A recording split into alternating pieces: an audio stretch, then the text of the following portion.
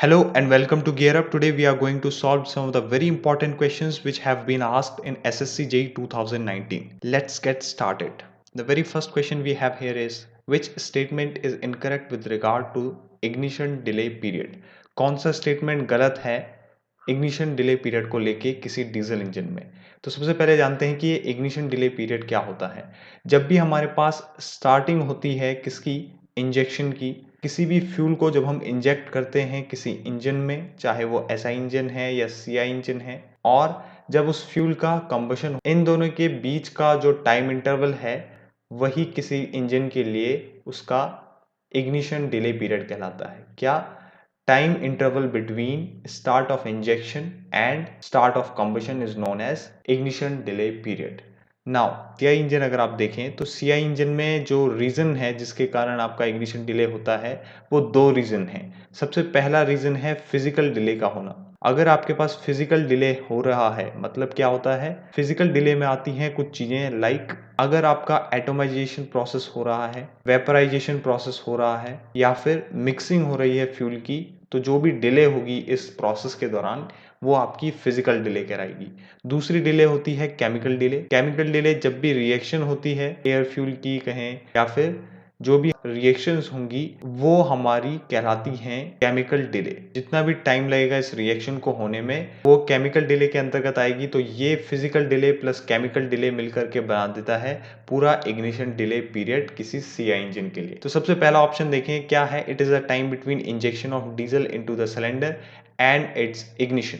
तो पहला ऑप्शन सही है कि ये इंजेक्शन, डीजल का इंजेक्शन करना और उसका इग्निशन होने के बीच का जो समय है, जो टाइम है, वो पहला ऑप्शन आपका सही रहा। दूसरा ऑप्शन देखें, it is high for high cetane number fuel. देखो सीटेन नंबर क्या होता है, जो हमारा डीजल इंजन यूज होता है उसमें डीजल यूज होगा और डीजल का जितना ज्यादा सीटेन नंबर होगा उतनी अच्छी उसकी क्वालिटी होगी। तो सीटेन इंक्रीज करने से क्या होता है, सीटेन इंक्रीज करने से उसकी क्वालिटी इंक्रीज होती है, मतलब कि उसमें यूनिफॉर्मिटी आ जाती है, उसमें एटोमाइजेशन, वेपराइजेशन या मिक्सिंग जैसी जो प्रोसेस है वो जल्दी हो जाती है, फिजिकल डिले कम हो जाता है। जितनी अच्छी क्वालिटी होगी वो उतने जल्दी बर्न करेगा, उतना अच्छा आपको एफिशिएंट वर्क देगा।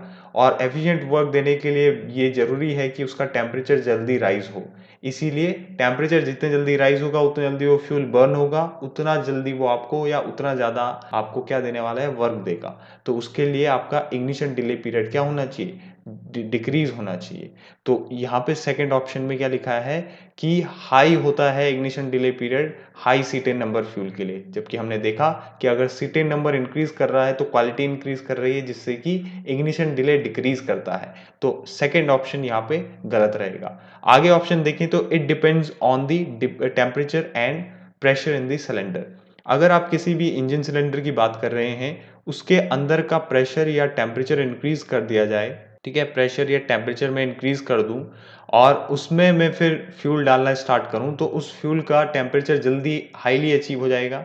मतलब कि जो भी उस फ्यूल को बर्न होने के लिए इग्निशन टेम्परेचर चाहिए होगा वो जल्दी अचीव हो जाएगा अगर आप प्रेशर और टेम्परेचर को इंक्रीज कर देते हैं, है ना। और वो जल्दी बर्न हो जाएगा जिसके कारण क्या होगा, आपका जो इग्निशन डिले पीरियड है वो डिक्रीज कर जाएगा अगेन, बिकॉज टेम्परेचर ज़्यादा इंक्रीज हो गया, फ्यूल जल्दी बर्न होगा। जो डिले होना था इन प्रोसेस में एटोमाइजेशन, वेपराइजेशन, मिक्सिंग या रिएक्शन में, ये टेम्परेचर बढ़ने के साथ साथ जल्दी जल्दी होंगी जिससे कि कम टाइम लगेगा, कम टाइम में प्रोसेस हो जाएगी और अगेन आपका क्या होगा, इग्निशन डिले पीरियड डिक्रीज करेगा। तो यहाँ पे ये सही है कि ये टेम्परेचर और प्रेशर पे डिपेंड करता है, कौन, इग्निशन डिले। लास्ट ऑप्शन देखें, it is less for lower self ignition temperature of the fuel. अगर आपके फ्यूल का सेल्फ इग्निशन टेम्परेचर कम है तो ये इग्निशन डिले भी कम होगा। फॉर एग्जाम्पल अगर आप देखें तो डीजल इंजन के लिए जो सेल्फ इग्निशन टेम्परेचर है वो कितना होता है, 210 डिग्री सेंटीग्रेड। और ऐसे ही अगर आप देखें 270 डिग्री सेंटीग्रेड होता है पेट्रोल इंजन में, पेट्रोल के लिए। तो इसका जो सेल्फ इग्निशन टेम्परेचर है वो कम है एज कंपेयर टू दिस। तो इसमें क्या होगा, चांसेस हैं क्या इग्निशन डिले पीरियड होने के, वो घटेगा, बिकॉज यहाँ पे जल्दी ही आपका टेम्परेचर अचीव हो जाएगा। जल्दी टेम्परेचर अचीव हो जाएगा मतलब जल्दी ही आपकी प्रोसेस पूरी हो जाएगी। क्या, ये जो टाइम इंटरवल है वो जल्दी बीत जाएगा इंजेक्शन और कंबशन के बीच का।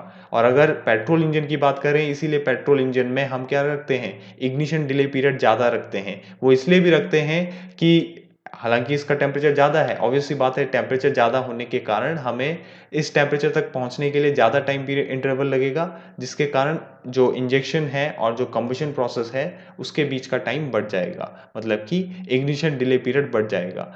बट दूसरी रीज़न यहाँ पे ये है कि हम क्यों इग्निशन डिले पीरियड को ज़्यादा रखते हैं किसी ऐसा इंजन के लिए, क्योंकि यहाँ पे अगर आप कम रखेंगे तो नॉकिंग हो सकता है, टेम्परेचर ज़्यादा इंक्रीज कर जाएगा, और इसीलिए फ्लेम फ्रंट अगर आप चाहते हैं वो बेहतर बने और एक ही डायरेक्शन में हो, नॉकिंग क्रिएट ना करें, उसके लिए आपको क्या करना पड़ता है, इग्निशन डिले पीरियड को बढ़ाना पड़ता है पेट्रोल इंजन में। तो ये भी कई बार पूछ लिया जाता है, इसीलिए पेट्रोल इंजन में इग्निशन डिले पीरियड बढ़ाया जाता है। तो चौथा ऑप्शन यहाँ पे सही है कि अगर आपका जैसे डीजल इंजन के लिए लोअर सेल्फ इग्निशन टेम्परेचर होता है, इसलिए वहां पे क्या हो जाता है, लेस इग्निशन डिले होगा। तो यहाँ पे जो इनकरेक्ट ऑप्शन है वो सेकंड है, इसलिए आंसर रहेगा सेकंड। अगला क्वेश्चन है, if a dry saturated steam is admitted to a steam turbine following an isentropic process at the exit of the turbine, it will be a. तो अगर आप एग्जिट, टरबाइन के exit में क्या आता है, अगर आप उसको एंट्री में एक ड्राई सैचुरेटेड स्टीम देते हैं, तो यहाँ पे अगर हम टीएस डायग्राम बनाएं या एचएस डायग्राम बनाएं, तो कुछ इस तरीके से हमारा डायग्राम बनेगा। ठीक है, हमने मान लिया ये कोई प्रोसेस हुई, यहाँ पे कंडेंसिंग हुई इधर इस डायरेक्शन में, यहाँ पे हमारा कुछ प्रेशर रेज हुआ, यहाँ पे प्रेशर रेज हुआ, और यहाँ पे ट्रांसफॉर्मेशन हुआ। ठीक है, लिक्विड से वेपर में, लिक्विड यहाँ पे लिक्विड रीजन है, यहाँ पे वेपर है, तो लिक्विड टू वेपर रीजन में ट्रांसफॉर्मेशन हुआ, यहाँ पे हम पहुंचे। देखिए ये जो कर्व है इसको हम बोलते हैं सैचुरेटेड लिक्विड लाइन, है ना, सैचुरेटेड लिक्विड रहेगा यहाँ पे इस पूरे कर्व में। इस पूरे कर्व में क्या रहेगा, इस पूरे कर्व में रहेगा ड्राई सैचुरेटेड स्टीम। तो मतलब यहाँ पे इस पॉइंट पे भी क्या है, ड्राई सैचुरेटेड स्टीम है, जो कि हमें क्वेश्चन में पूछा है। तो अगर इस ड्राई सैचुरेटेड स्टीम को एडमिट किया जाए किसी स्टीम टरबाइन में, और वो क्या करे, एक आइसेंट्रोपिक प्रोसेस करे, मतलब कि एंट्रोपी कांस्टेंट रहे, तो एंट्रोपी अगर कांस्टेंट होती है और ये थोड़ा भी नीचे जाता है, कहीं तक भी जाएगा, तो हर टाइम क्या हो रहा है, यहाँ पे किसी भी पॉइंट पे देखें आप, तो ये रीजन जो आएगा वो कौन सा रीजन आएगा, वेट रीजन आएगा। ठीक है, तो इसमें जो आंसर रहेगा क्या होगा, जब भी आप आइसेंट्रोपिक प्रोसेस को फॉलो करते हैं किसी स्टीम टरबाइन के लिए, कब, जब आपने उसमें एंट्री में क्या दिया, ड्राई सैचुरेटेड स्टीम। ठीक है, यहाँ पे क्या है, ये ड्राई सैचुरेटेड स्टीम है। अगर सुपर सैचुरेटेड स्टीम रहता तो यहाँ पे कहीं रहता, और जब आपका उसका अगेन यहाँ पे आइसेंट्रोपिक प्रोसेस वो फॉलो करता, तो चांसेस थे कि वो यहाँ पे कुछ भी ले सकता था, उसको सुपर हीटेड भी मिल सकती थी उसको यहाँ पे। अगला क्वेश्चन है, in a Lancashire boiler the heat is transfer to the water by, ये हमारा वाटर रहता है और इसके अंदर एक फायर ट्यूब होता है। ठीक है ना, ये डायग्राम में आपको दिख रहा होगा, जो ये फायर ट्यूब है ये सराउंडेड होता है किससे, वाटर से, लंकेशायर बॉयलर में, क्योंकि वो क्या है, फायर ट्यूब बॉयलर है। फायर ट्यूब बॉयलर है तो अंदर फायर रहेगी, ठीक है, ट्यूब के अंदर फ्लू गैसेस रहेंगी, और वो फ्लू गैस क्या करेंगी, वाटर को हीट ट्रांसफर करेंगे। तो heat is transfer to the water by flue tubes emerge in the water. ठीक है, तो यहाँ पे क्या हो रहा है, कन्वेक्शन प्रोसेस के द्वारा वाटर में जो हीट है, जिससे वो स्टीम फॉर्म में आएगा ऊपर, और उसको हम आउटलेट में ले लेंगे। ठीक है, तो वो हीटअप कैसे हो रहा है, वाटर हीटअप हो रहा है जब हमारा फ्लू ट्यूब्स जो हैं वो इमर्स हैं वाटर में। सेकेंड ऑप्शन देखिए, natural circulation of water between, नहीं, यहाँ पे नेचुरल सर्कुलेशन नहीं है वाटर का, वाटर ड्रम्स और ट्यूब्स के बीच में। ठीक है, वाटर ट्यूब्स क्योंकि इसमें होती ही नहीं है, इसमें फायर ट्यूब है ये बॉयलर, ब्लो डाउन भी इसका आंसर नहीं है, और रेडिएशन तो इसमें होता ही नहीं है वॉल्स पे, तो ये यहाँ पे पहला ऑप्शन सही रहेगा। नेक्स्ट क्वेश्चन है, identify the incorrect statement from the following options. हमारे पास अगर मेजरमेंट ऑफ टेम्परेचर है, मास फ्लो रेट दे रखा है, कार्बन मोनोऑक्साइड है, कार्बन डाइऑक्साइड, इनका कंटेंट है किसी बॉयलर चिमनी गैसेस के लिए, तो हम क्या इसमें से कैलकुलेट कर सकते हैं, ये पूछ रहा है। अगर आप देखें तो ये जो क्वेश्चन है ये आ रखा है बॉयलर एफिशिएंसी से। बॉयलर एफिशिएंसी क्या होती है, बॉयलर एफिशिएंसी एक थर्मल एफिशिएंसी है, जो इस हीट इनपुट को, जितना भी आपने हीट इनपुट किया, उससे कितना स्टीम आपका जनरेट हुआ, उसको कंपेयर करना ही आपका बॉयलर एफिशिएंसी कहलाता है। इस बॉयलर एफिशिएंसी को निकालने के दो मेथड हैं, एक तो है डायरेक्ट मेथड, दूसरा है इनडायरेक्ट मेथड। डायरेक्ट मेथड में क्या करते हैं कि जितना भी आपका वर्किंग फ्लूइड है, मतलब जो स्टीम है, उसने कितनी एनर्जी गेन करी, energy gain of the working fluid को कंपेयर किया जाता है energy content of the boiler fuel. जितना एनर्जी कंटेंट आपके फ्यूल में है, बॉयलर के फ्यूल में है, उसको कंपेयर किया जाता है। और इनडायरेक्ट में सीधा सीधा आपका जो भी डिफरेंस होगा, किसका, जितना आपने एनर्जी इनपुट दिया उसका, ठीक है, माइनस जो लॉसेस हुए हुए होंगे, ठीक है, उसमें जितने भी हीट लॉस हुए होंगे वो हमारा इनडायरेक्ट मेथड आता है। तो बॉयलर एफिशिएंसी हम यहाँ से लिखते हैं कि it is steam flow rate into steam enthalpy minus feed water enthalpy upon fuel firing rate into gross calorific value. तो ये काफ़ी इंपॉर्टेंट रहता है ये फॉर्मूला। बट हम यहाँ पे क्या बात कर रहे हैं, अगर आप यहाँ पे कुछ चीज़ देखें कि पहला ऑप्शन हमारे पास आ रखा है heat carried away by the flue gases. क्या ये सही है? क्या हम इसको कैलकुलेट कर सकते हैं? तो पहला ऑप्शन सही है, हम इसको कैलकुलेट कर सकते हैं। यहाँ पे आप देख सकते हैं क्या क्या हम कैलकुलेट कर सकते हैं। हम ये कैलकुलेट कर सकते हैं कि हीट कितनी यूटिलाइज हो रही है बॉयलर में स्टीम के लिए, और हीट यूटिलाइज कितनी हो रही है इकोनोमाइजर में, सुपर हीटर में, एयर प्री हीटर में। ये heat carried away by the flue gases, ये पहला ऑप्शन है। तो ये हमने क्या करा, heat carried by the away by the flue gases. तो पहला ऑप्शन तो सही है, ये हम कैलकुलेट कर पाते हैं अगर हमारे पास ये है। क्या क्या है? अगर हमारे पास टेम्परेचर है, अगर हमारे पास मास फ्लो रेट है, क्लियर, तो हम क्या कैलकुलेट कर पाते हैं, heat carried away by the flue gases. Second option देखें, loss due to incomplete combustion of fuel on grid. तो जो सेकेंड ऑप्शन है ये गलत है, बिकॉज इसको कैलकुलेट करना डिफिकल्ट है। इसके लिए जो रिक्वायर्ड पैरामीटर्स होते हैं वो बुक में भी नहीं है, मतलब बुक में भी आपको कभी ये निकालने को नहीं दिखेगा कि लॉस कैसे निकालना है जो भी हमारा अनबर्न्ड फ्यूल है उसके लिए, ठीक है। तो ये जो आंसर है ये रॉन्ग रहेगा, क्योंकि इसके लिए जो पैरामीटर है वो काफ़ी ज़्यादा पैरामीटर चाहिए रहते होंगे, और क्योंकि ये डिफ़िकल्ट है, इसको कैलकुलेट करना बहुत ही डिफ़िकल्ट है। सिर्फ सॉलिड के लिए आप इसको कैलकुलेट कर सकते हैं, लिक्विड और वेपर के लिए आप इसको नॉर्मली कैलकुलेट नहीं कर पाते। तो सेकंड ऑप्शन यहाँ पे रॉन्ग रहेगा, क्योंकि जो इसकी कैलकुलेशन है वो नॉर्मल नहीं है, ठीक है। तीसरी चीज़ है यहाँ पे energy lost as by the partial combustion of fuel, तो ये भी हमारा सही रहेगा। नेक्स्ट ऑप्शन है possibility of condensation of moisture in flue gas lines, तो इसको भी हम कैलकुलेट कर सकते हैं। तो आइए आगे देखते हैं हम किस किस को कैलकुलेट कर सकते हैं। पहला ऑप्शन ये था, ठीक है। चौथा ऑप्शन ये था हमारे पास possibility of condensation carried away by the, ठीक है, मॉइस्चर को हम कैलकुलेट कर सकते हैं। हमारे पास क्या होना चाहिए, मास फ्लो रेट होना चाहिए, टेम्परेचर होना चाहिए, एंथैल्पी, सीपी और टेम्परेचर की वैल्यू होनी चाहिए, ठीक है, तभी हम इसको कैलकुलेट कर सकते हैं, ठीक।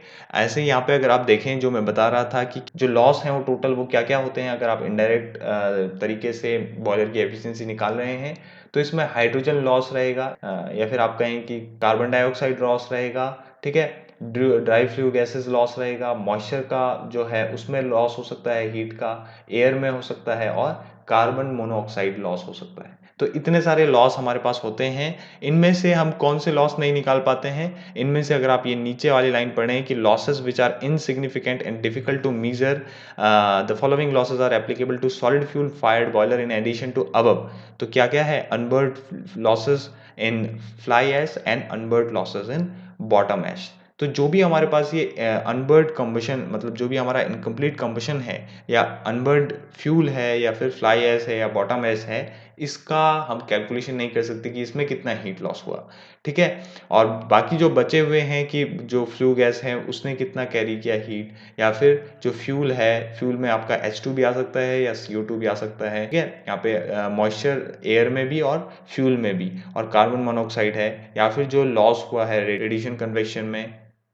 तो ये सारा हमारे पास इसमें इंक्लूड रहता है। तो हमने कहा जो आंसर रहेगा वो क्या रहेगा, सेकंड ऑप्शन रहेगा, क्योंकि ये जो है ये आसानी से कैलकुलेट नहीं हो पाता, ठीक है ना, इसको कैलकुलेट करना इनसिग्निफिकेंट है। अगला क्वेश्चन है हमारे पास, identify the incorrect statement from the following option of reheat in a Rankine cycle.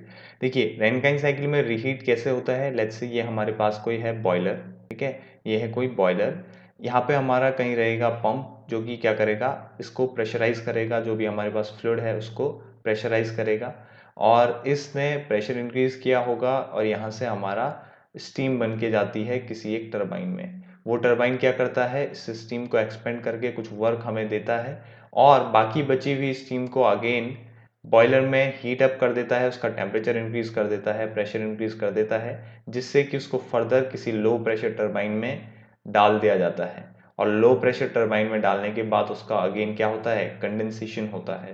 तो कंडेंसेशन किया उसका, और फिर अगेन फर्दर ऐसे ही साइकिल चलती रही।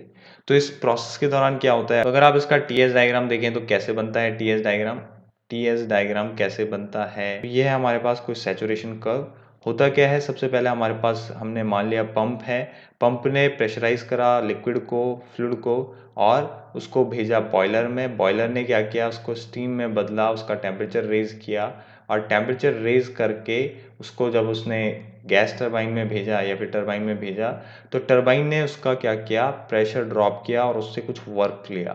फिर फर्दर उसने उसको हीटअप करके, जब हीट एक्सचेंजर की मदद से अगेन उसको दूसरे लो प्रेशर टरबाइन में भेजा, तो उसने क्या किया, फिर से उसका प्रेशर ड्रॉप किया और हमें कुछ ज़्यादा वर्क दिया। ठीक है, और देन फर्दर हमारे पास सेम ऐसे ही कंडेंसेशन चलता रहा। ठीक है, तो ये प्रोसेस हमारी कंटिन्यू चली। अब इस प्रोसेस में अगर आप एक चीज़ देखें तो क्या हो रहा है, हमारा जो वर्क है वो इंक्रीज हो चुका है। कैसे इंक्रीज हुआ है, वो वर्क आपको यहाँ देखने को मिलेगा अगर आप इसका पीवी डायग्राम बनाते हैं। क्या हुआ, सबसे पहली जो प्रोसेस है यहाँ से यहाँ तक, इस प्रोसेस में पंप ने क्या किया, प्रेशर इंक्रीज किया, है ना। मान लिया ये 1 से 2 प्रोसेस है, इस प्रोसेस में क्या किया, पंप ने प्रेशर इंक्रीज किया, तो यहाँ पे भी प्रेशर इंक्रीज होगा। बट प्रेशर तो इंक्रीज हुआ है, अब टेम्परेचर तो लगभग कांस्टेंट ही रहेगा, किसमें, पंप में। तो उसके कारण टेम्परेचर कांस्टेंट है, प्रेशर इंक्रीज किया मतलब वॉल्यूम डिक्रीज करेगा। तो कुछ इस तरीके से आपका ये पहली प्रोसेस बनेगी 1 से लेकर 2 तक। उसके बाद प्रेशर कांस्टेंट है तो प्रेशर कांस्टेंट रहेगा। उसके बाद क्या हुआ, तो हाई प्रेशर टरबाइन ने उसके बाद स्टीम को एक्सपेंड किया, तो कुछ इस तरीके से एक्सपेंड किया है। फिर क्या हुआ, प्रेशर कांस्टेंट बना रहा। क्यों प्रेशर कांस्टेंट बना रहा, क्योंकि जब स्टीम एक्सपेंड हुई तो बस उसका क्या किया, वॉल्यूम बढ़ा।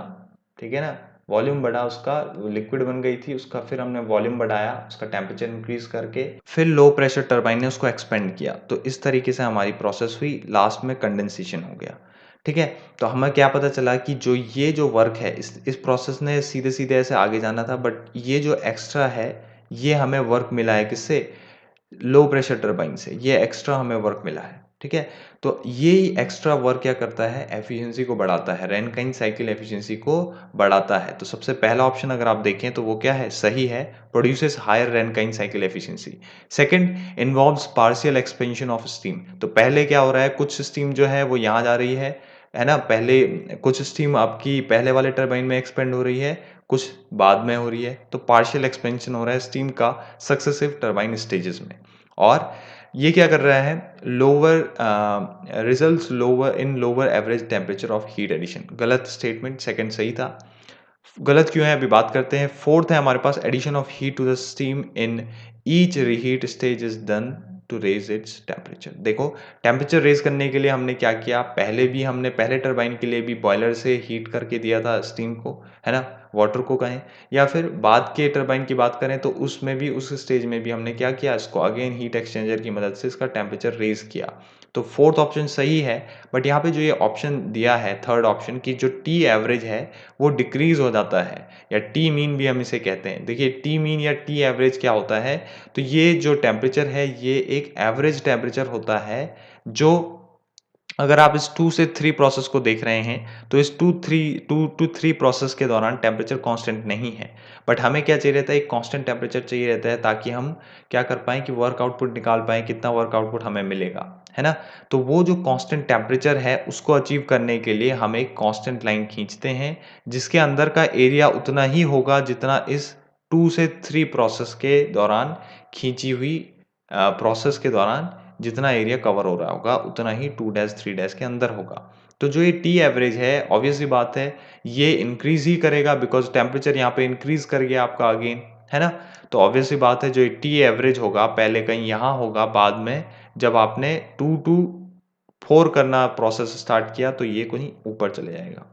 ठीक है, तो इसका थर्ड ऑप्शन सही रहेगा कि यही इनकरेक्ट है। अगला क्वेश्चन है, अ वेसल ऑफ वॉल्यूम इतना है, इतना metre cube contains a mixture of saturated water and steam at 200 degree centigrade.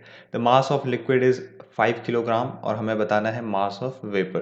तो देखिए, हमें टोटल वॉल्यूम दे रखा है 0.04 मीटर क्यूब। हमें टेम्परेचर भी दिया है बट उसकी यहाँ पे ज़रूरत नहीं है। मास ऑफ लिक्विड दे रखा है, मास ऑफ लिक्विड को हम एफ से दिखाते हैं, एम से, और 5 किलोग्राम ये हमें दे रखा है। हमें यहाँ पे गिवन है, ये जो पहला मेथड है मैं उससे इस सवाल को सॉल्व करूंगा, सेकेंड मेथड भी मैं इसका बताऊंगा। तो सबसे पहला मेथड बहुत ईजी मेथड है, ये यहाँ पे आपको mg निकालना है। ठीक है ना, मास ऑफ वेपर आपको निकालना है पूरे मिक्सचर में। वी एफ गिवन है, वी एफ इज 0.00 0.0011 है, इतना मीटर क्यूब पर किलोग्राम। अगर आप इसको mf से मल्टीप्लाई करेंगे तो ये आपको मिलेगा मीटर क्यूब में, ठीक है ना। vf का वैल्यू मीटर क्यूब में मिलेगा, तो vf का वैल्यू मीटर क्यूब में कितना होगा, vf का वैल्यू हो जाएगा 0.0055, है ना। mf की वैल्यू 5 है। ऐसे आपका vg का वैल्यू आपको गिवन है 0.12 metre cube per kilogram. Clear, आपको निकालना है ये वैल्यू मीटर क्यूब में, तो इसके लिए आपको mg से मल्टीप्लाई करना पड़ेगा, बट इसी mg की वैल्यू आपको फाइंड आउट करनी है। तो इस mg की वैल्यू को आप फाइंड आउट कैसे करोगे, आपको पता है टोटल वॉल्यूम जो है कंटेनर का वो है v, और वो पूरा कंटेनर का वॉल्यूम किसके इक्वल होगा, vf प्लस vg के। इसमें आपको मीटर क्यूब में vf की वैल्यू तो पता है बट vg की नहीं पता, और vg की वैल्यू ही आप मीटर क्यूब में निकालना चाहते हैं, है ना। vg की वैल्यू आपको 0.12 पता है बट वो मीटर क्यूब पर किलोग्राम में पता है, ठीक है। अगर आपको मीटर क्यूब में चाहिए तो आपको क्या करना पड़ेगा, ये रिलेशन यूज करना पड़ेगा। तो क्या आ जाएगा 0.04 माइनस vf कितना है 0.0055, ठीक है। अगर आप घटाते हैं तो आपको आ जाएगा 0.0345, क्योंकि 400 में से 55 गया तो 345 आपका Vg का वैल्यू आ जाएगा किस में, मीटर क्यूब में। अब यहाँ से अगर आपको Vg का वैल्यू पता चल गया तो आपको पता है कि Vg क्या है, Vg is equal to metre cube per kilogram में Vg की वैल्यू कितनी है 0.12 इंटू mg, ठीक है, mg। और आपको निकालना है, आपको Vg का वैल्यू पता चल गया तो आप mg का वैल्यू यहाँ से निकाल सकते हैं 0.0345 upon 0.12, and this will be equals to 0.28 के आसपास रहेगा। तो यहाँ पे जो आंसर है 0.28 के आगे भी कुछ रहेगा, तो इसमें सेकंड ऑप्शन सही है। तो ये तो पहला मेथड रहा इसको सॉल्व करने का। दूसरा मेथड क्या है, हमें पता है हमें निकालना है मास ऑफ वेपर, मतलब कि mg हमें निकालना है। तो हमारे पास सबसे जो इम्पोर्टेंट रिलेशन यूज होता है किसके लिए, क्योंकि हमारे पास जो ये रीजन है जिसमें हमें वैल्यू निकालना है वो क्या है, वेट रीजन है। वेट रीजन में मतलब लिक्विड प्लस वेपर के मिक्सचर में हमें ये बताना है कि कितना मास ऑफ वेपर है। तो इसके लिए जब भी हमारी इक्वेशन यूज होती है, चाहे वो वॉल्यूम के लिए यूज हो, एंथैल्पी के लिए हो, एंट्रोपी के लिए हो, हम क्या लिखते हैं, हम लिखते हैं कि V इज इक्वल्स टू जितना भी वॉल्यूम होगा वो होगा VF प्लस एक्स VFG, ठीक है। और इसी को हम लिख सकते हैं VF plus x VG minus VF। तो यहाँ से आपको जस्ट वैल्यू पुट करना है। V is the total volume कितना है 0.04, VF का वैल्यू कितना है, VF का वैल्यू आपको पता है 0.0011 के साथ जब आप 5 का मल्टीप्लाई करेंगे तो आपके पास जो वैल्यू आएगा वो कितना आएगा 0.0055। ऐसे ही आप x का वैल्यू निकाल लेते हैं पहले, फिर हम x का वैल्यू पुट करेंगे कि ड्राइनेस फ्रैक्शन क्या होगा।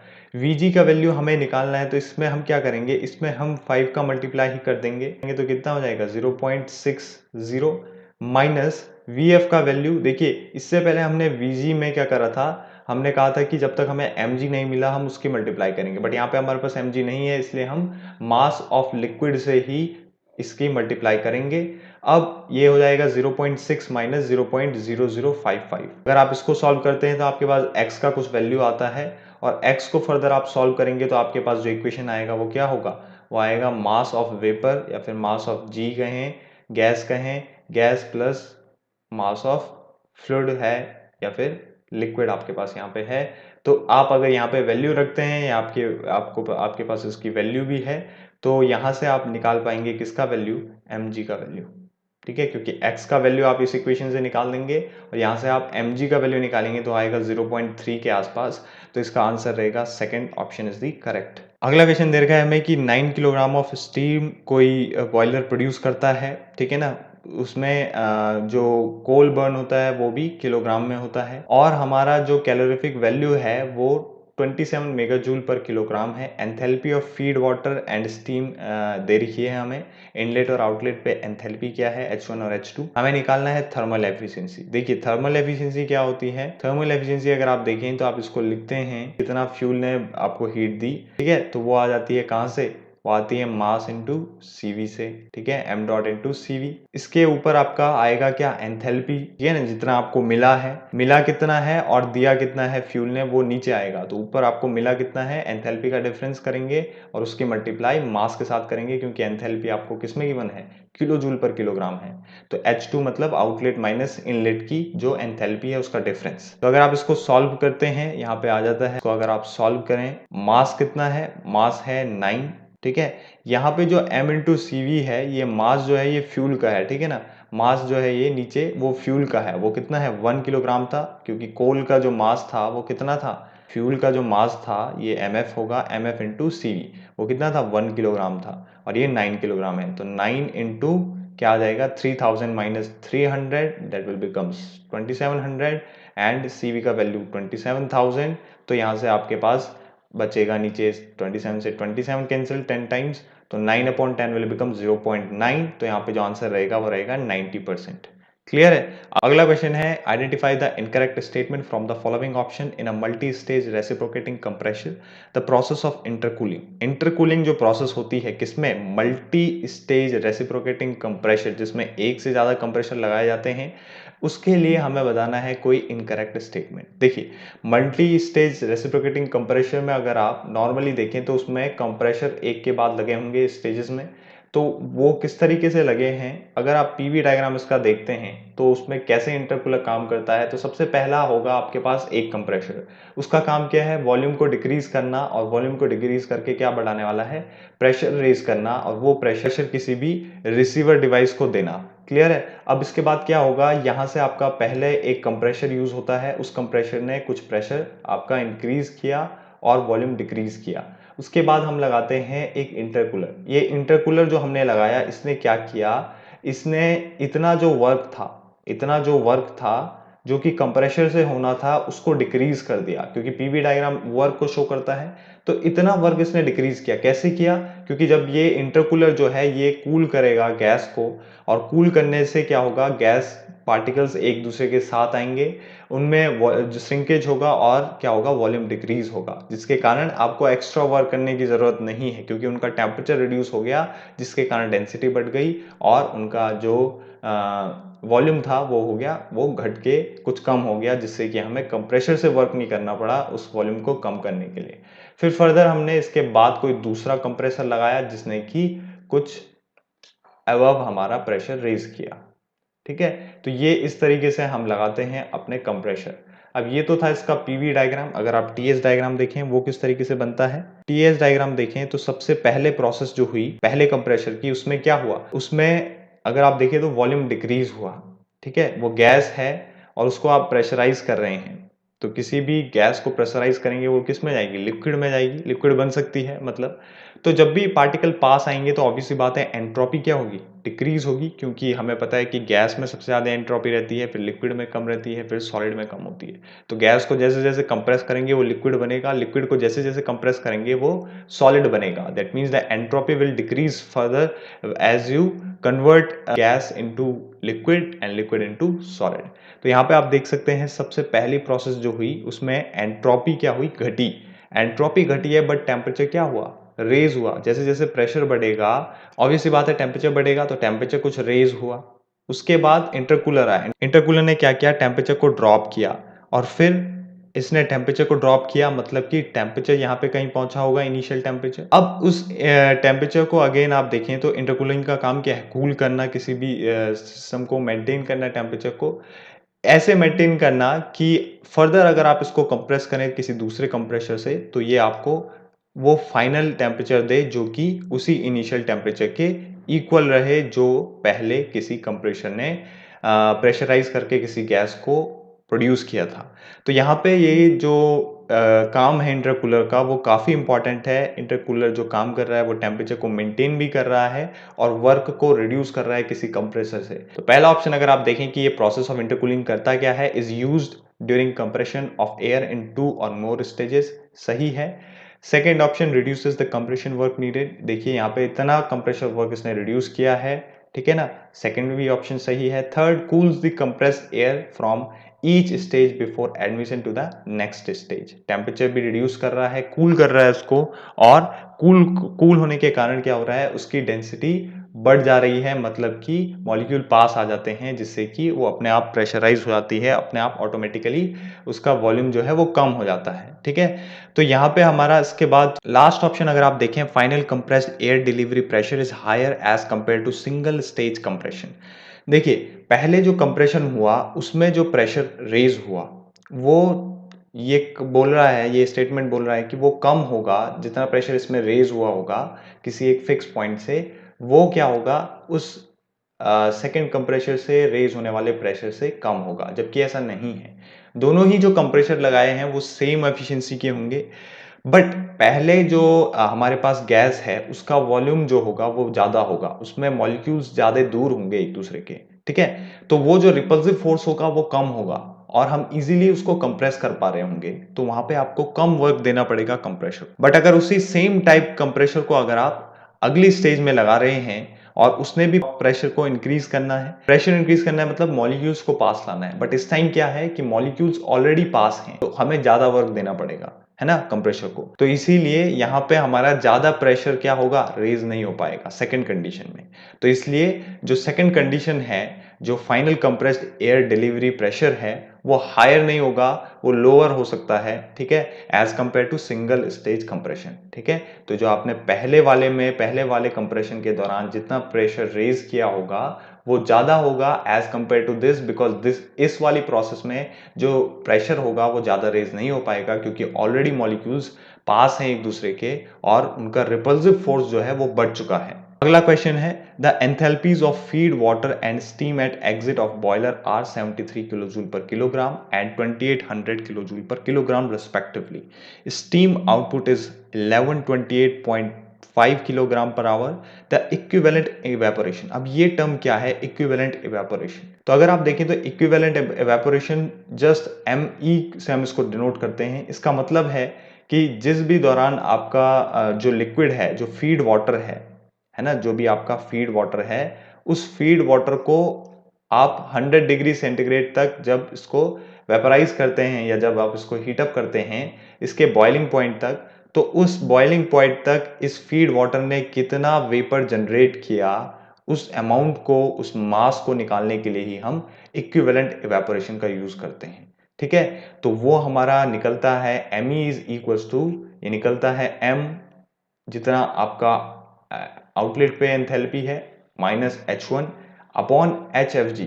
ठीक है ना, HFG मतलब enthalpy of water at 100 degree centigrade. तो इसका वैल्यू आपको याद होना चाहिए, कितना होता है 2257 या 58 ले लेते हैं कई बार। तो यहाँ पे अगर आप वैल्यू रखें तो मास कितना है।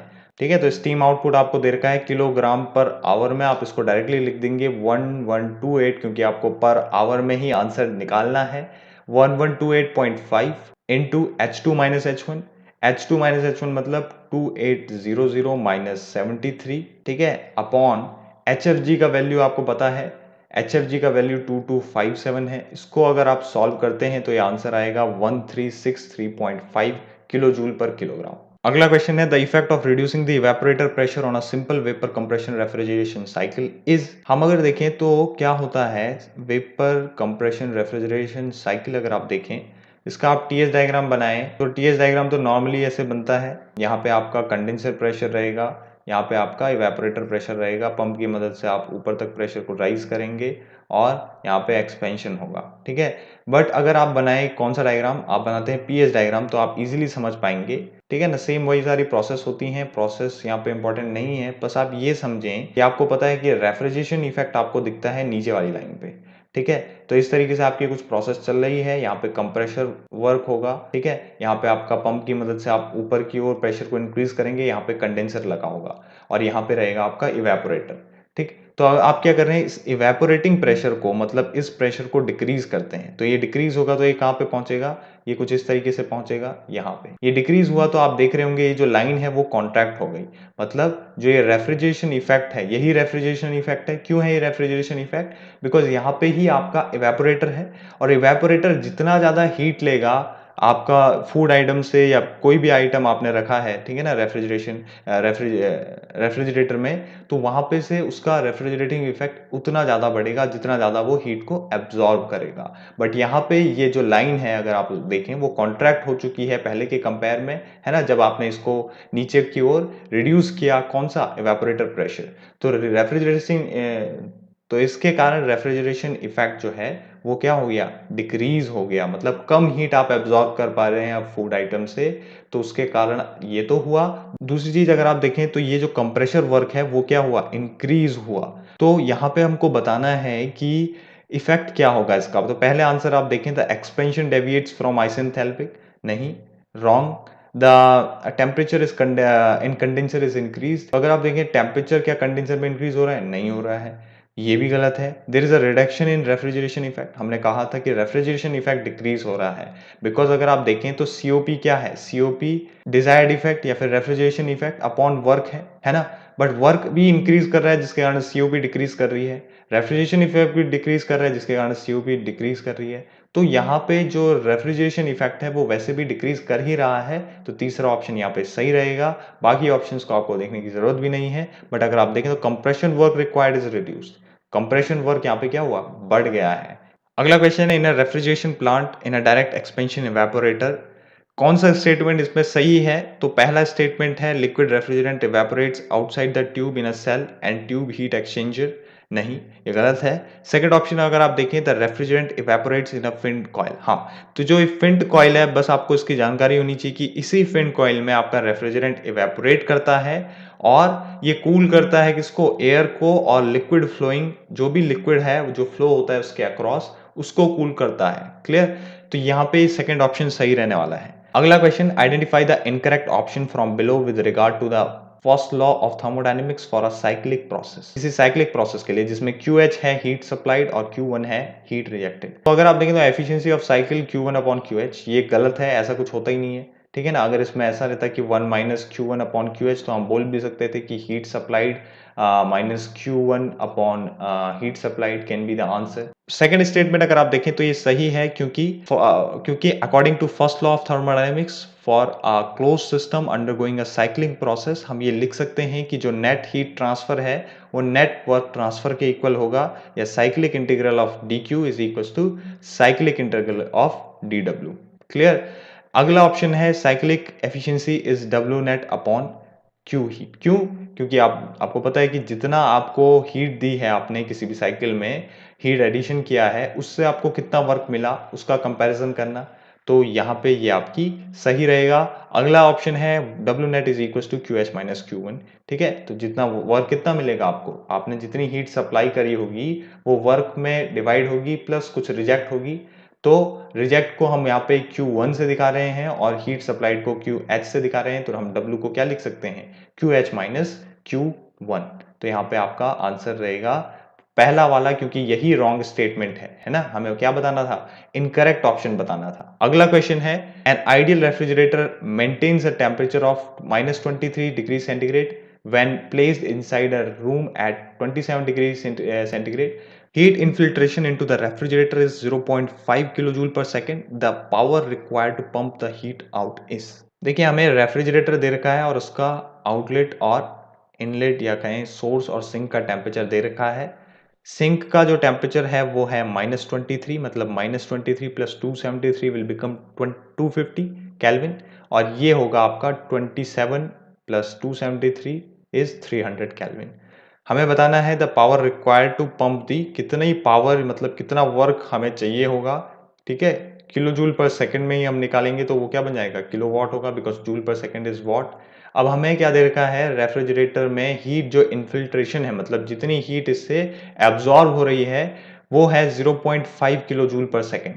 तो हमें बताना है कि ये कितना हीट आउट करेगा, the power required to pump the heat out. अच्छा, तो हमें ये बताना है कि कितनी पावर हमें चाहिए होगी इस हीट को आउट करने के लिए, ठीक है, जितनी भी हीट आउट होगी। तो यहाँ पे आपको क्या निकालना है, आपको पता है कि रेफ्रिजरेशन के लिए COP आप लिखते हैं, COP इज इक्वल टू क्या होती है, रेफ्रिजरेशन इफेक्ट, मतलब कि Q2 अपॉन, ये Q2 है हमने मान रखा है, ये Q2 है, ये Q1 है है ना, ये T1 है, ये T2 है। तो Q2 अपॉन आप इसको लिख सकते हैं, क्योंकि ये आइडियल रेफ्रिजरेटर है, आप तो आप इसको क्या लिखेंगे, T2 upon T1 minus T2, ये होगी आपकी COP। और COP को आप दूसरी चीज लिख सकते हैं कि रेफ्रिजरेशन इफेक्ट, मतलब Q2 अपॉन कितना वर्क आपको मिला। तो यहीं से अगर आप वैल्यू रखें T2 की वैल्यू कितनी है, 250 upon 300 minus 50 is equals to work. आप यहां से निकाल सकते हैं, आपको पता है Q2 क्या दे रखा है, 0.5। तो अगर आप यहां से वैल्यू निकालें वर्क की, इसको आप कैंसिल करें, 5 5 जा 25, और वर्क की वैल्यू निकालें तो आ जाएगा आपका 0.5 अपॉन 5 विच इज 0.1 किलोवाट। तो पहला ऑप्शन यहाँ पे सही रहेगा। अगला क्वेश्चन है, heat of 1000 kilo joule is supplied to a heat engine from a reservoir at 1000 Kelvin and it rejects waste heat to a river at 300 Kelvin. The engine's work output is 400 kilojoule. Its efficiency is।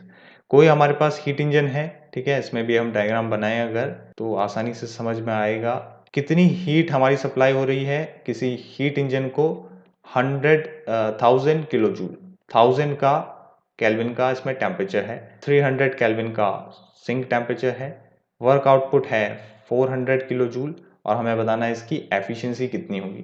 तो efficiency हम directly लिखते ही हैं, work output upon heat input. ठीक, work output कितना है 400 kilo joule, heat input कितना है 1000, it is 40%। तो पहला ऑप्शन सही रहेगा। अगला क्वेश्चन है, conventionally in a Babcock Wilcox boiler the circulation of water between the drum and the water tubes is. देखिए हमारे पास बैबकॉक विलकॉक्स होता है, ये इसमें ड्रम होता है, बॉयलर ड्रम, और यहाँ पे कुछ इस तरीके से दिखता है। इस बॉयलर ड्रम में क्या होगा, लिक्विड भरा होगा पूरा, है ना, लिक्विड भरा होगा, ऊपर इसके स्टीम होगी। ठीक, यहाँ पे कुछ इस तरीके से अरेंजमेंट लगा होगा पाइप्स का, बहुत सारे पाइप्स होंगे कुछ इस तरीके से, कुछ इस तरीके से पाइप्स होंगे, और ऐसा नंबर्स ऑफ पाइप्स लगे होंगे कुछ इस तरीके से। क्लियर। अब यहाँ पे क्या होगा, इन जो पाइप में लिक्विड जो है वो यहाँ से ट्रांसफर होगा, और इस तरीके से ट्रांसफर होने पर क्या होगा, लिक्विड धीरे धीरे रेज करेगा यहाँ पे, है ना, ये हमारे पाइप्स लगे हुए हैं। तो इसके नीचे यहाँ पे आपका फर्नेस है ना, और यहाँ से क्या हो रही होगी, हीट ट्रांसफर हो रही होगी। तो जो फ्लू गैसेस हैं वो यहाँ पे हीटअप कर रही हैं इस लिक्विड को, यहाँ पे पूरा लिक्विड भरा हुआ है, और लिक्विड को जैसे जैसे वो हीटअप करते हैं तो इसका जो वेपर फॉर्मेशन है वो कहाँ जाता है, ऊपर की ओर जाता है। इसीलिए जो ये ट्यूब्स रखी रहती हैं बैबकॉक विलकॉक्स बॉयलर में, वो 15 डिग्री पे रखी रहती हैं हॉरिजॉन्टल से, और जिसके कारण क्या होगा, ऊपर ऊपर जो रहेगा डेंसिटी डिफरेंस होगा, उसी डेंसिटी डिफरेंस को हम क्या बोलते हैं, थर्मोसाइफन मेथड। तो थर्मोसाइफन मेथड के कारण क्या होगा, यहाँ पे जो स्टीम रहेगी वो ऊपर ऊपर आ जाएगी, और वो स्टीम ऊपर ले ली जाएगी किसी पाइप के थ्रू, और वो डायरेक्टली वाटर के ऊपर उस स्टीम को छोड़ेगा, और अल्टीमेटली यहाँ से आपको जितनी भी स्टीम चाहिए होगी वो आप आउटपुट में ले लेंगे। तो पहला ही ऑप्शन यहाँ पे सही है कि normally bye natural circulation, thermosiphon के कारण क्या हो रहा है, जो सर्कुलेशन है वाटर का वो किसके बीच में, ड्रम और वाटर ट्यूब्स के बीच में होता है। तो यहाँ पे अगला क्वेश्चन है हमारे पास, 0.1 मीटर व्यास, मतलब कि डायमीटर हमें दे रखा है दैट इज 0.1 मीटर, और हमें दे रखा है कि जो पिस्टन का डायमीटर है ये, और 2 × 10⁵ न्यूटन पर मीटर स्क्वायर के स्थिर गैस दाब, मतलब कि जो प्रेशर हमें दे रखा है वो कितना है, 2 × 10⁵ न्यूटन पर मीटर स्क्वायर है, और यहाँ पे जो लेंथ है, स्ट्रोक लेंथ है वो है 0.2 मीटर। हमें निकालना क्या है, लेंथ ऑफ स्ट्रोक दे रखी है 0.2 मीटर, हमें बताना है कि ये वर्क कितना कर रहा है। तो देखिए वर्क कैसे निकालेंगे, हमें पता है force into displacement is work, F × L। Force को आप लिख सकते हैं प्रेशर इनटू एरिया, और एरिया आपको पता है, प्रेशर की वैल्यू पता है 2 × 10⁵, एरिया की वैल्यू पता है π/4, π/4 d स्क्वायर, 0.1 का स्क्वायर, और इनटू लेंथ आपको 0.2 दे रखी है, तो 4 से आप कैंसिल कर देंगे 2 को, और इस 0.2 को 0.1 टाइम्स। इसके बाद आपके पास बचेगा कि 10⁵ इंटू 10⁻³ इंटू पाई, और यहाँ पे आपका बचेगा कितना, 100 इंटू पाई, और पाई का वैल्यू होता है 3.14, तो 3.14 क्या हो जाएगा, 314.2। सेकेंड ऑप्शन सही रहेगा। अगला क्वेश्चन है, the brake specific fuel consumption BSFC of a diesel engine is इतना, कैलोरीफिक वैल्यू की वैल्यू दे रखी है आपको, और आपको निकालना है एफिशिएंसी। एफिशिएंसी क्या होती है, ब्रेक पावर अपॉन जितना भी फ्यूल कंजप्शन हुआ। अब फ्यूल कंजप्शन कैसे निकालते हैं, नॉर्मल है, m डॉट इंटू CV का वैल्यू है, कैलोरीफिक वैल्यू है जितना भी फ्यूल कंजप्शन हुआ, ठीक है ना, जो भी आपने हीट एनर्जी सप्लाई करी होगी फ्यूल को वो आपने ये लिख लिया। अब आपका ऊपर बचा है ब्रेक पावर, तो ब्रेक पावर को आप कितना लिखेंगे 1 इंटू 3600, बिकॉज मास तो आपको गिवन नहीं है, तो यहाँ पे आप लिख सकते हैं 3600 upon mf, mass of fuel is equals to 200 gram. इसको आप किलोग्राम में कन्वर्ट करेंगे तो कितना हो जाएगा ये 0.2। CV का वैल्यू कितना है 40, मेगा जूल है तो 10 टू द पावर 3 से आप इसको कन्वर्ट करेंगे किलो जूल पर किलोग्राम में। यहाँ से अगर आप इसको सॉल्व करें तो आ जाएगा आपके पास 0.45, that means 45% is the right answer. अगला क्वेश्चन है reversible heat engine receives 240 kilo joule पर सेकेंड, Q1 हमने मान लिया कितना है 240 किलो जूल पर second, from a source temperature कितना है T1 source temperature 627 degree centigrade and rejects heat to a sink at 300 Kelvin, that is T2। तो हमें निकालना है पावर कितना होगा, हमें पता है efficiency is equal to 1 minus T2 upon T1, ठीक है, 1 माइनस 300 अपॉन T1 कितना हो जाएगा 627 प्लस 273 900। इसको सॉल्व करेंगे 1 minus 1 upon 3 will become 2 upon 3, ठीक है, तो आपको पता चल गया एफिशिएंसी है 2/3। आप यहाँ से निकाल सकते हैं work output, work output is क्या होता है एफिशिएंसी इनटू हीट इनपुट, तो एफिशिएंसी कितनी है 2/3, हीट इनपुट कितना है 240, अगर आप इसको सॉल्व करेंगे कितना आ जाएगा 160 किलोवाट, ठीक है, तो यहाँ पे option second is the right answer. अगला question in SI engine the combustion, पहला ऑप्शन है is simultaneous combustion at many points in the combustion chamber. ऐसा नहीं होता है इसमें, क्योंकि यहाँ पे जो कंबशन होता है वो फ्लेम फ्रंट के कारण होता है, और फ्लेम फ्रंट के कारण क्या होता है आपका जो कंबशन होगा वो सभी पॉइंट्स में एक साथ होता है ना। यहाँ पे हमारा सेकंड ऑप्शन अगर आप देखें इस टर्बुलेंट फ्लेम प्रोपेगेशन, तो ये टर्बुलेंट हो सकता है। थर्ड ऑप्शन अगर आप देखें लेमिनार तो नहीं होगा, बिकॉज यहाँ पे जबरदस्त धमाका होता है जब आपका कंबशन होता है ऐसा इंजन में। तो फोर्थ ऑप्शन देखें एडियाबेटिक फ्लेम टेम्परेचर, ये भी नहीं होगा, तो यहाँ पे आपका टर्बुलेंट फ्लेम सही रहेगा, second option is the right answer. अगला क्वेश्चन है the transport of heat by natural circulation of water does not take place in which boiler. यहाँ पे नेचुरल सर्कुलेशन फ्लो किसमें नहीं होता है, तो लामंट में देखें तो यहाँ पे आपका पंप की मदद से आप फोर्स सर्कुलेशन कराते हैं, बाकी बचे हुए सभी में बैबकॉक, विल्कॉक्स बॉयलर, कोकरन बॉयलर या लंकाशायर कोई सभी बॉयलर हैं, ये सभी वाटर ट्यूब बॉयलर हैं, बट इनमें जो आपका सर्कुलेशन होगा वो क्या होगा नेचुरल सर्कुलेशन होगा। अगला क्वेश्चन है an air standard Otto cycle consist of, Otto cycle अगर आप बनाएं यहाँ पे ऑटो साइकिल कैसे बनता है कांस्टेंट वॉल्यूम साइकिल होता है, ये दोनों ही प्रोसेस इसमें कांस्टेंट वॉल्यूम रहेंगे और बचा हुआ प्रोसेस क्या रहेगा एडियाबेटिक रहेगा। कुछ इस तरीके से दो एडियाबेटिक प्रोसेस रहेंगे।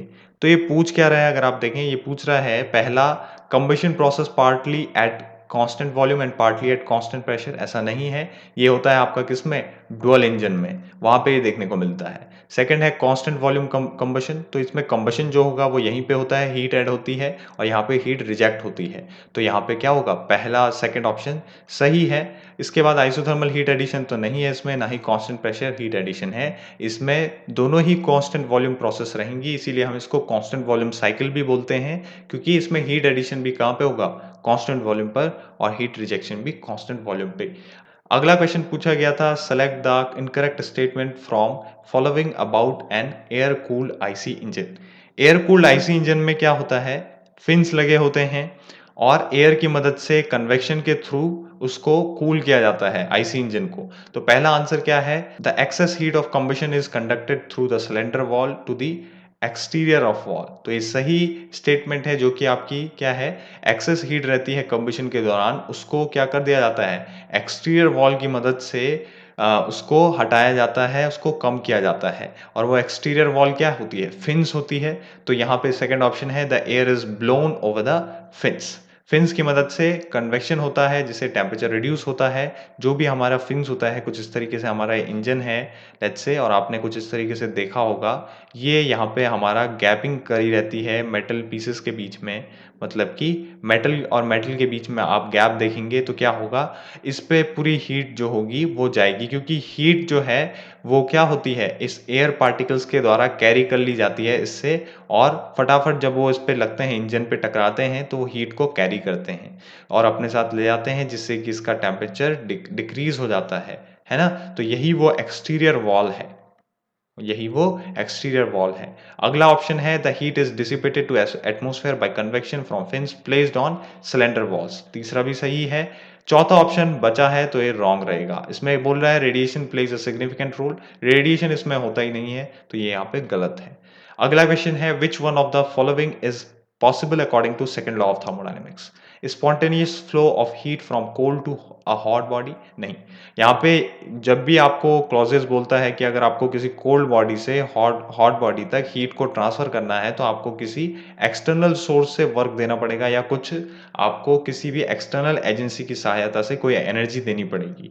तो ये जो पहला स्टेटमेंट है वो क्या है, वो आपका इम्पॉसिबल है, पॉसिबल नहीं है सेकेंड लॉ के अकॉर्डिंग। सेकेंड है 100% conversion of quantity of heat into work, ये भी इम्पॉसिबल है, पॉसिबल नहीं है। थर्ड है spontaneous compression of gas without external work, बिना वर्क दिए आप किसी गैस को कंप्रेस कर ही नहीं सकते, ये भी आपका इम्पॉसिबल है। लास्ट ऑप्शन अगर आप देखें तो क्या ये पॉसिबल है सेकेंड लॉ के अकॉर्डिंग, अ परपेचुअल फ्रिक्शनलेस पेंडुलम, गलत। क्यों? क्योंकि अगर आप देखें तो क्या होता है, हमारा ये है पेंडुलम और ये किसी एक पॉइंट से हिंज होगा, किसी भी एक पॉइंट से हिंज होगा। अब जो जिस भी पॉइंट से ये पेंडुलम हिंज है, जिस भी पॉइंट से ये पेंडुलम हिंज है, वो अगर हमने ले लिया कि वो फ्रिक्शनलेस है, उसमें भी कोई फ्रिक्शन नहीं है। दूसरा हमने ये भी ले लिया कि जो मॉलिक्यूल जो हमारे पास एटमॉस्फेयर है वो क्या है, वैक्यूम है, दैट मीन्स वहाँ पे कोई भी मॉलिक्यूल्स नहीं है एयर के। तो अगर आप ऐसी कंडीशन लेते हैं और ऑसिलेट कराया जाता है इस पेंडुलम को, तो अगर आप देखें ये ऑसिलेट करता है और बहुत लेट तक करता है। इसके इसी व्यवहार के कारण इसको हम ये समझ लेते हैं कि ये परपेचुअल है, कि मतलब ये हमेशा ही वर्क देता रहेगा हमें बिना किसी एनर्जी के देने पर, ठीक है, बिना किसी एनर्जी के देने पर ये हमेशा ही कुछ ना कुछ आउटपुट में देता रहेगा। बट ऐसा नहीं है, क्योंकि क्या होता है, एक टाइम ऐसा आता है कि जो भी हमारा ग्रेविटी है, यहाँ पे ग्रेविटी तो एक्ट कर रही है, तो ग्रेविटेशनल रेडिएशन के कारण क्या होता है, इसकी एनर्जी धीरे धीरे लॉस होती है और ये धीरे धीरे अपनी स्पीड को क्या करता है, कम करता है, स्लो डाउन करता है। उस स्लो डाउन के कारण क्या होगा, यहाँ पे ये बहुत धीरे धीरे ऑसिलेट करेगा और एक टाइम ऐसा आएगा कि ये रुक जाएगा।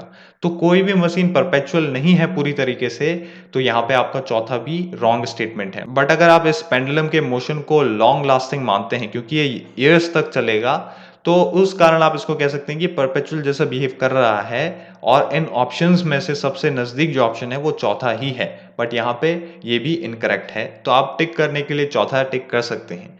Next question, identify the incorrect statement from the following options in an injector in a boiler.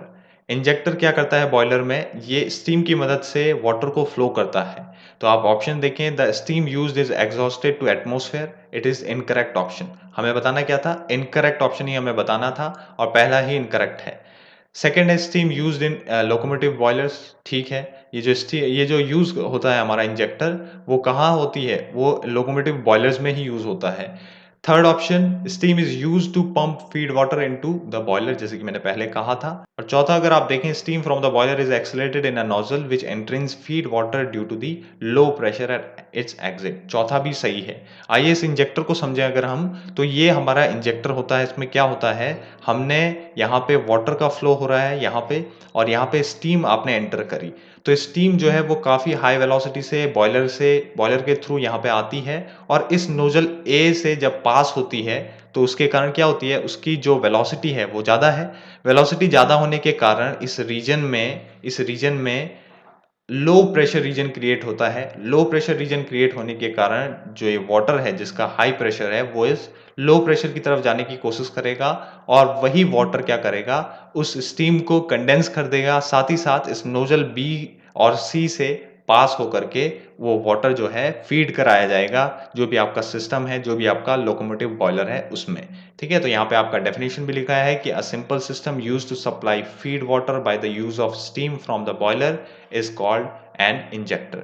और ये स्टीम लोकोमोटिव्स में यूज होता है, ये स्मॉल कैपेसिटी बॉयलर्स में यूज होता है, और जिसमें स्टीम की जो रिक्वायरमेंट है वो कितनी होती है, 0.1 किलोग्राम पर किलोग्राम ऑफ वाटर। तो यहाँ पे ये हमारा इंजेक्टर रहता है। Next question, the specific enthalpies of a refrigerant in a vapour compression refrigeration cycle are, entrance of evaporator 100 kilo joule per kilogram, exit of evaporator इतना है, एंट्रेंस ऑफ कंडेंसर इतना है, इट्स कोएफिशिएंट ऑफ परफॉर्मेंस हमें बताना है।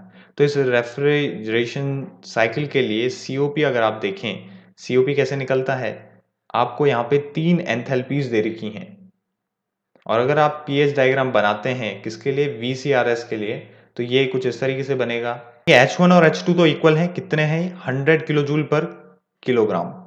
अब देखिए इसके बाद क्या है, इसके बाद कुछ एंथैल्पी होगी H3 और वो एंथैल्पी क्या हो जाएगी, एंथैल्पी कुछ घट जाएगी H4 पे, है। तो अगर आप देखें H3 क्या होगी, H4 से ज्यादा है, तो H3 is greater than H4, मतलब हम क्या लिख सकते हैं कि H3 कितनी है, H3 होगी 1300, ठीक है। यहाँ पे आप देख सकते हैं H3 ज़्यादा है और टरबाइन से जब हमारा वर्क हो जाता है तो वो एंथैल्पी कुछ ड्रॉप हो जाती है और वो कितनी हो गई, H4 1200। तो हमें बताना है COP कितनी होगी। देखिए COP के लिए हम लिखते हैं जितना आपने रेफ्रिजरेशन इफेक्ट हुआ Q2 और जितना आपका वर्क गया, मतलब वर्क जो इनपुट था वो दिया आपने, वो कितना दिया, W। तो यहाँ पे आपको जस्ट COP निकालना है। Q2 को आप कैसे लिख सकते हैं, ये है रेफ्रिजरेशन इफेक्ट, इसको आप क्या लिख सकते हैं, H4 माइनस H1, और इसको आप लिख सकते हैं H3 माइनस H2। अगर आप इसको सॉल्व करें तो कितना हो जाएगा, 1100, है ना। H4 माइनस H1 अगर आप देखें तो 1200 माइनस 100 होगा और अगर आप इसको सॉल्व करते हैं तो ये आ जाएगा 11। तो 11 इसका आंसर रहेगा, second is the right answer. अगला क्वेश्चन है which is the incorrect statement, हमें बताना है with regard to the effect of increasing cut off ratio in an air standard diesel cycle. देखिए एयर स्टैंडर्ड डीजल साइकिल का आपको जब भी ये कट ऑफ रेशियो पूछे और आपको थर्मल एफिशिएंसी के रिस्पेक्ट में बताना है तो आपको डीजल साइकिल की एफिशिएंसी याद होनी चाहिए। क्या होती है, 1 minus 1 upon r to the power gamma minus 1 into 1 upon gamma into cut off ratio, ये हमने ले लिया to the power gamma minus 1 upon. तो अगर आप इस कट ऑफ रेशियो की वैल्यू को इंक्रीज करते हैं तो ऊपर जो नॉमिनेटर है उसका वैल्यू इंक्रीज करेगा और इस पूरे का वैल्यू इंक्रीज करेगा, और जितना ज्यादा ये वैल्यू होगा उतना कम ये वैल्यू हो जाएगा। जब आप इसको 1 से घटाएंगे तो एफिशिएंसी उतना डिक्रीज करेगी, मतलब कि ये क्या करेगा, ये डिक्रीज करेगा एफिशिएंसी को। बट पहले ऑप्शन में क्या लिखा है, it increases the thermal efficiency, और हमें बताना ही इनकरेक्ट स्टेटमेंट है, तो यही हमारा आंसर रहेगा क्योंकि यही क्या है, इनकरेक्ट स्टेटमेंट है। अगला ऑप्शन भी आप देख सकते हैं। नेक्स्ट क्वेश्चन है जो स्टीम बॉयलर है उसका इकोनोमाइजर के साथ जो रिलेशन है उसमें से इन सभी स्टेटमेंट दिए हैं उसको लेके, और कौन सा स्टेटमेंट उसमें से रॉन्ग है, गलत है। पहला ऑप्शन दे रखा है ये जो है सुपर हीटेड स्टीम को प्रोड्यूस करता है, तो क्या ये सुपर हीटेड स्टीम को प्रोड्यूस करता है, नहीं करता है, तो पहला ही इनकरेक्ट है, इसमें पहला ही आंसर रहेगा। बाकी ऑप्शन अगर आप देखें तो ये सही है, क्यों, क्योंकि यहाँ देखें यहाँ बढ़ी हुई बॉयलर दक्षता, मतलब कि जो बॉयलर एफिशिएंसी है वो इंक्रीज करेगी। ऑब्वियसली बात है अगर आप इकोनोमाइजर ऐड करेंगे, क्योंकि वो पहले से ही फीड वाटर को हीट कर लेता है। तो अगला स्टेटमेंट यही है, ये भी सही है। नेक्स्ट है कि उसका यूज जो है वो फ्लू गैसेस से जो भी हीट निकलती है उसको यूज किया जाता है, तो वो भी वो ये करता है क्योंकि उसी फ्लू गैसेस से जो हमारा फीड वाटर है वो जो है फ्लू गैसेस से आने वाली हीट को ही कैरी करता है और उसी से ही अपना टेम्परेचर रेज करता है। अगला क्वेश्चन है 500 kilo joule of heat is removed from a cooled space in a reverse Carnot cycle refrigerator by an evaporator by refrigerant at -23 degree centigrade, the change in entropy of the refrigerant is. ठीक है, हमारे पास कोई क्या है, Carnot refrigerator है जिसका अगर आप टेम्परेचर देखें तो -23 है, -23 मतलब 250। सोर्स टेम्परेचर हमें गिवन नहीं है, हमें दे रखा है क्या, हीट जो है ये रिमूव कर रहा है, कितनी हीट रिमूव कर रहा है, 500 किलो जूल। आप इसको Q2 भी ले सकते हैं, इसको T2 भी ले सकते हैं। आपको निकालना है एंट्रोपी चेंज। एंट्रोपी चेंज क्या लिखते हैं, dQ/T।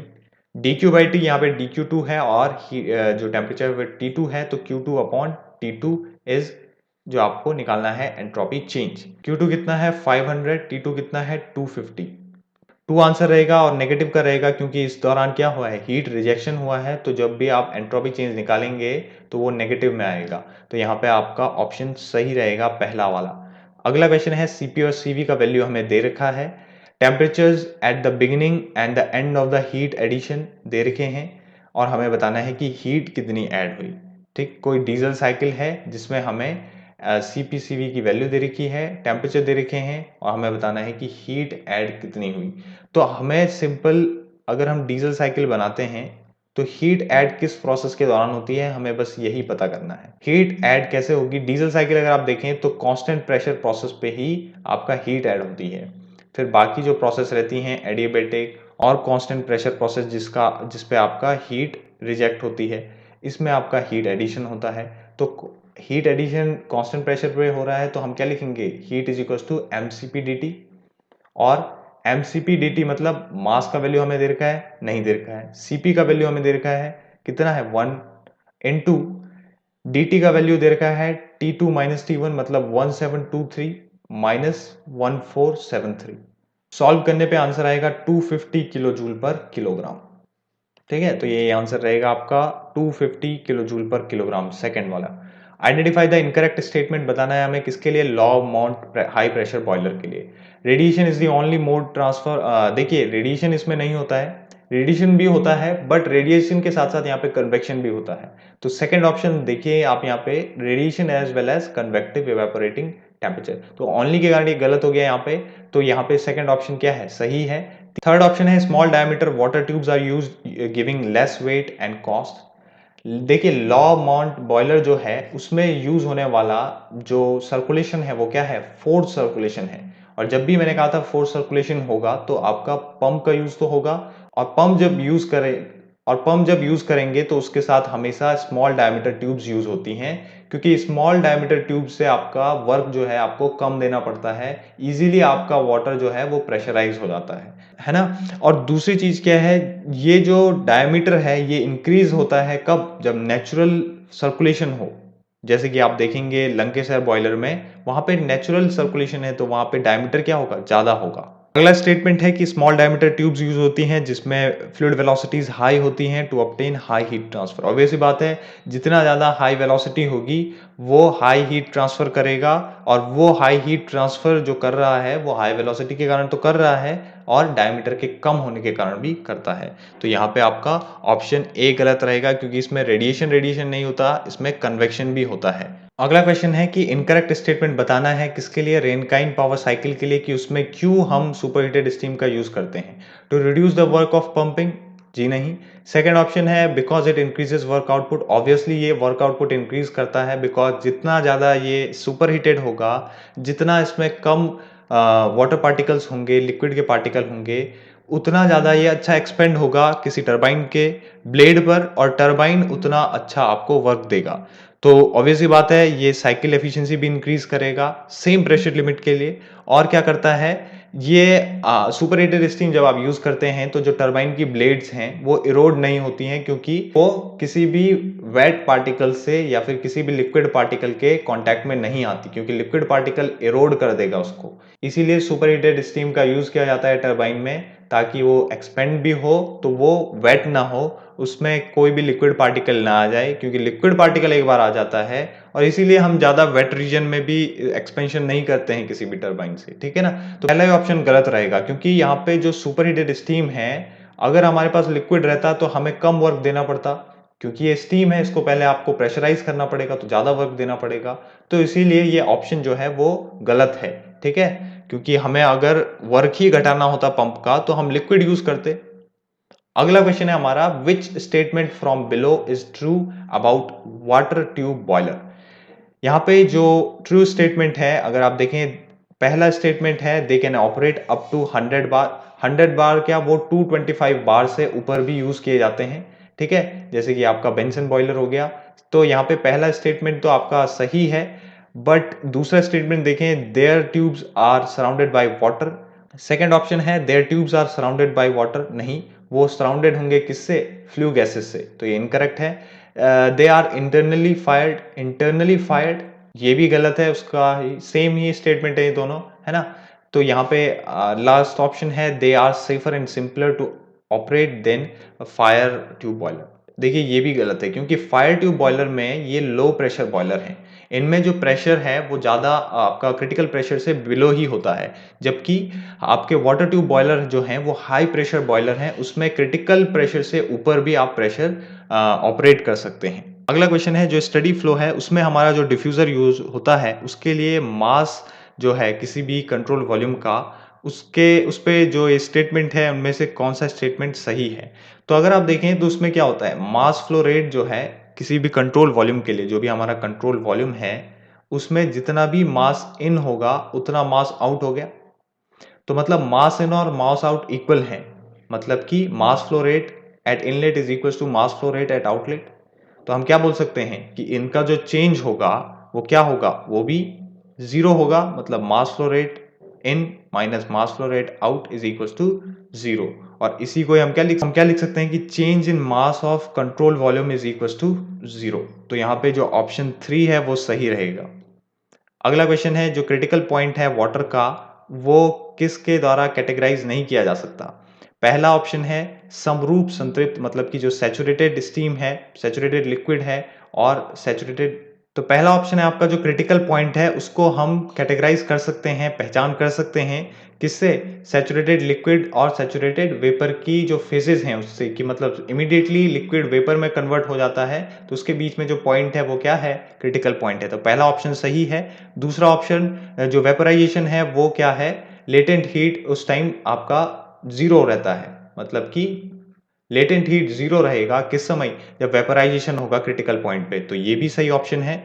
तीसरा ऑप्शन भी सही है अगर आप देखें तो। चौथा ऑप्शन यहाँ पे अजीब सा ऑप्शन दे रखा है कि ये एक चौथा ऑप्शन ही सबसे अलग है, तो यही आपका इनकरेक्ट ऑप्शन रहेगा। तो सही यही है, ठीक है ना। तो आंसर जो रहेगा वो फोर्थ ऑप्शन रहेगा। अगला क्वेश्चन है हमारा 1 kilo joule of heat is transfer to the surrounding from a reservoir at a temperature of 527 degree centigrade. The change in entropy of the reservoir is. हमें चेंज इन एंट्रोपी निकालना है तो ds is equal to d Q upon T. Q1 कितना है 1 kilo joule मतलब 1000 joule upon 527 Celsius. इसको आप 273 के साथ ऐड करें तो ये आ जाएगा 800। मतलब आंसर कितना आएगा 1 अपॉन 110 अपॉन 8 और दैट विल बिकम 1.25। अब क्योंकि ये जो है हीट रिजेक्शन के दौरान है ना, हीट क्या हो रहा है, ट्रांसफर हो रही है सराउंडिंग को, तो हीट रिजेक्ट हो रही है इसलिए नेगेटिव रहेगा। ठीक है, तो यहाँ पे -1.25 is the right answer. Thank you for watching this video. For more videos, thanks for watching this video.